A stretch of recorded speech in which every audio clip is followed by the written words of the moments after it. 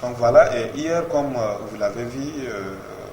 la DCTR, la coordination régionale, a fait un communiqué de presse relativement à la question de l'assouplissement des taxes douanières et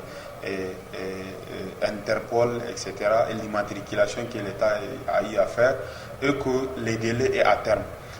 Vu vraiment l'engouement que cela a suscité au sein de la population et vu aussi la détermination de la population de la région d'Ottawa, en particulier du Niger en général, vraiment nous avons senti la nécessité de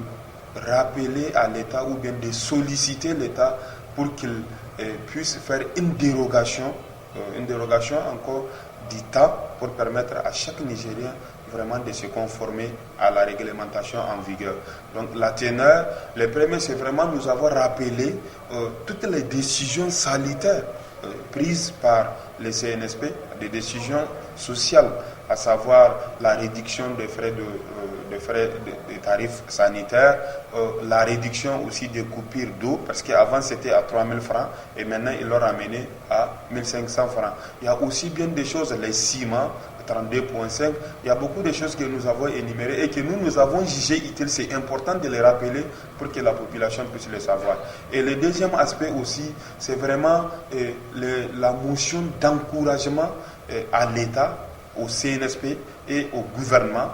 parce que nous avons senti que le peuple a consenti un effort et un sacrifice pour retrouver notre souveraineté. Et le troisième point aussi, c'est vraiment une motion aussi d'encouragement à l'endroit de nous-mêmes, d'abord en tant qu'acteurs de la société civile, mais aussi de la population de la région d'Ottawa qui s'est mobilisée depuis que l'État a décidé vraiment de réduire certaines tarifications liées aux engins, comment on appelle ça, liées aux tarifs douaniers, Interpol et bien d'autres. Maintenant, en fin de compte, nous avons sollicité à l'État vraiment de faire une dérogation parce que la nécessité l'impose, à ce que vraiment qu'il y ait une dérogation pour permettre à chacun, pour qu'il puisse être à règle. Parce que c'est la première fois au Niger où cela est en train d'être instauré. Et moi, je pense que c'est un acte citoyen et patriotique, parce que vis-à-vis de l'État, si aujourd'hui les gens arrivent à se conformer, et nous avons aussi demandé à la population vraiment de continuer à se mettre à règle vis-à-vis de l'État et vis-à-vis aussi de leur argent.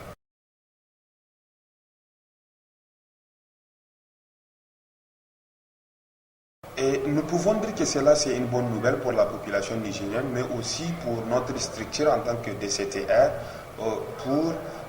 Déjà,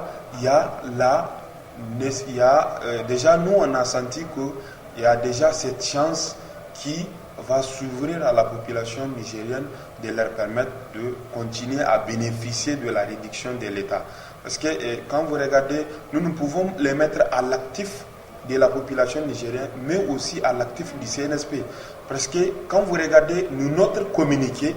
va certainement davantage donner cette chance à nous-mêmes, mais aussi de montrer à l'État qu'effectivement la population en a besoin.